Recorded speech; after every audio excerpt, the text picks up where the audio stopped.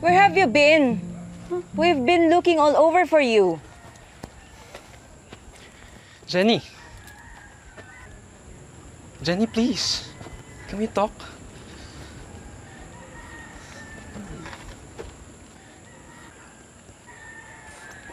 Jenny.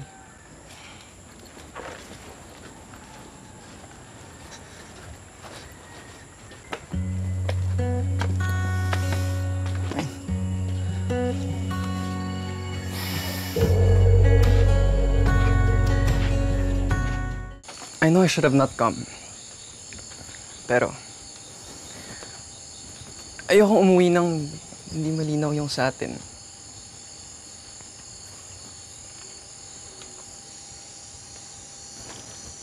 Paul. Jenny. Ako muna.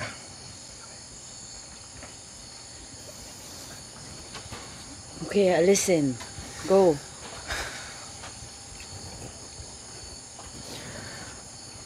I'm sorry for the words na sabi ko sa'yo nung sinabi mong ayaw mo nang bumalik sa States with me. I know it's not about me, but about your mom. Pero, I know it's also about me.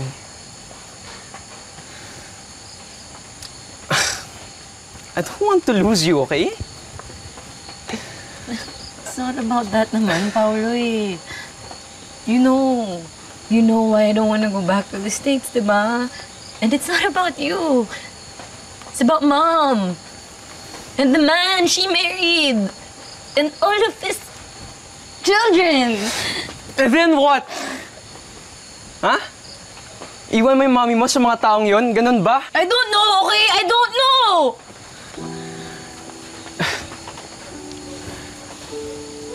Jenny, listen. It's not about me alone. Para na rin sa mommy mo. Kaya mo ba siyang iwan doon mag-isa? Ha?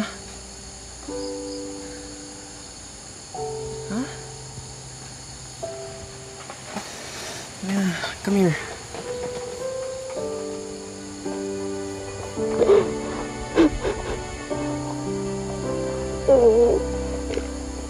Look.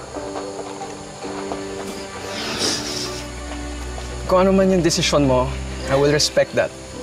Pero, think it over well. Okay? Please, Jenny.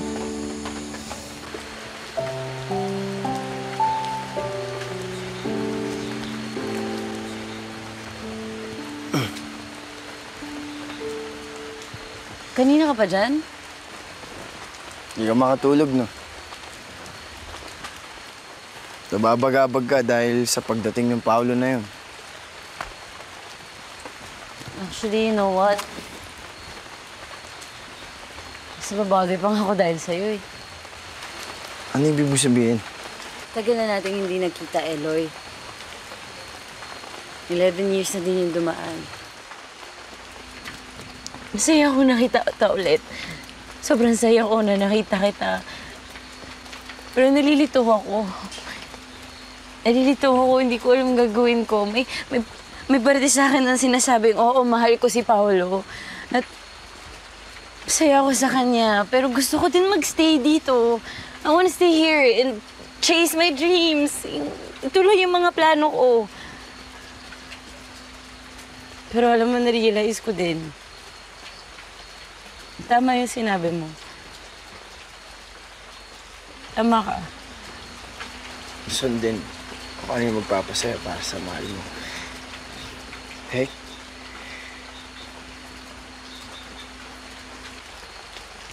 I'm so happy nagkita tayo ulit, Eloy. Sobrang sayo ko. Kaya gusto kong mag-thank you sa'yo. Thank you.